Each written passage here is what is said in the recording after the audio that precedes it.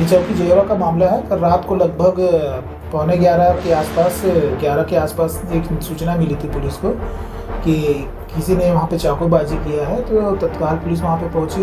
लड़के को जो घायल था उसको अस्पताल रवाना किए थे, लेकिन वो ऑन द वे में वो उसकी डेथ हो गई थी, जहाँ पे डॉक्टर ने उसको मृत घोषित किया था। उसके बाद पुलिस ने तत्काल जो दोनों उसमें शामिल थे जो लड़के, उसको अपनी हिरासत में ली है, उससे पूछताछ कर रही है।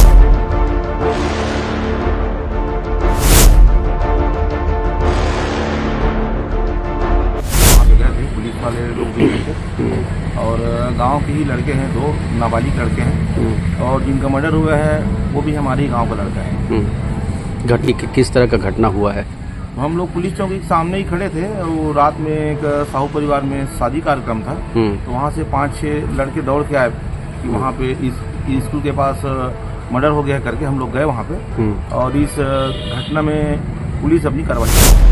ये अभी शुरुआती जो पूछताछ में पता चला है कि कल एक विवाह का आयोजन था जिसमें लोग भी शामिल थे। जो मृतक लड़का है वो भी था और ये दोनों लड़के भी उसमें शामिल थे। जब दोनों के बीच में कुछ खाने को बात को लेकर के विवाह के समय कुछ विवाद हुआ था, लेकिन उसके बाद फिर ये साथ में हो गए थे। साथ में अचानक फिर से किसी बात में इनके बीच विवाद हुआ और इसी बीच तहस में आकर उसने ऐसा हमला कर दिया।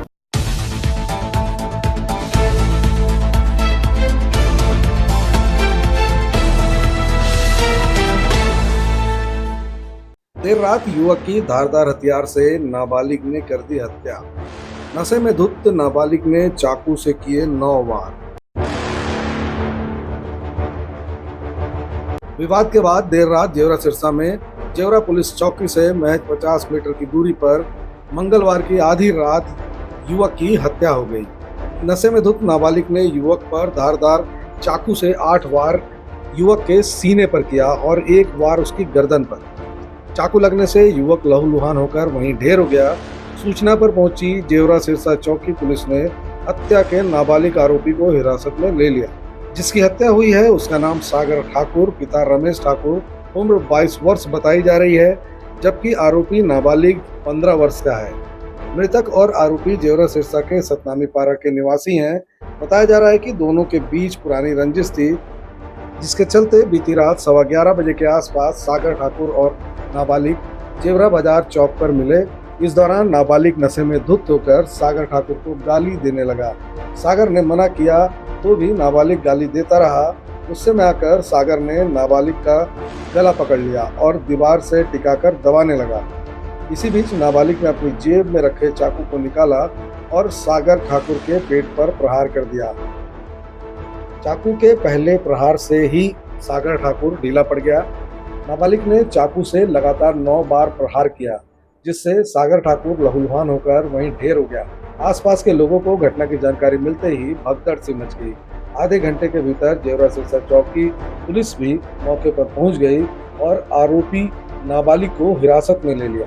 आरोपी नाबालिग के साथ घटनास्थल पर एक और नाबालिग की मौजूदगी का भी पता पुलिस को चला है। हत्या में उस दूसरे नाबालिग की भूमिका को लेकर फिलहाल पुलिस पड़ताल कर रही है।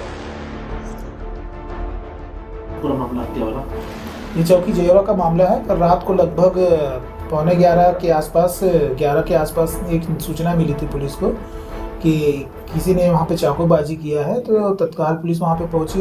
लड़के को जो घायल था उसको अस्पताल रवाना किए थे, लेकिन वो ऑन द वे में वो उसकी डेथ हो गई थी, जहाँ पे डॉक्टर ने उसको मृत घोषित किया था। उसके बाद पुलिस ने तत्काल जो दोनों उसमें शामिल थे जो लड़के, उसको अपनी हिरासत में ली है, उससे पूछताछ कर रही है। सर क्या कारण था, कोई पता चल पाएगा? ये अभी शुरुआती जो पूछताछ में पता चला है कि कल एक विवाह का आयोजन था जिसमें लोग भी शामिल थे। जो मृतक लड़का है वो भी था और ये दोनों लड़के भी उसमें शामिल थे। जब दोनों के बीच में कुछ खाने को बात को लेकर के विवाह के समय कुछ विवाद हुआ था, लेकिन उसके बाद फिर ये साथ में हो गए थे। साथ में अचानक फिर से किसी बात में इनके बीच विवाद हुआ और इसी बीच तहस में आके उसने ऐसा हमला कर दिया। हम कल पुलिस चौकी में ही थे।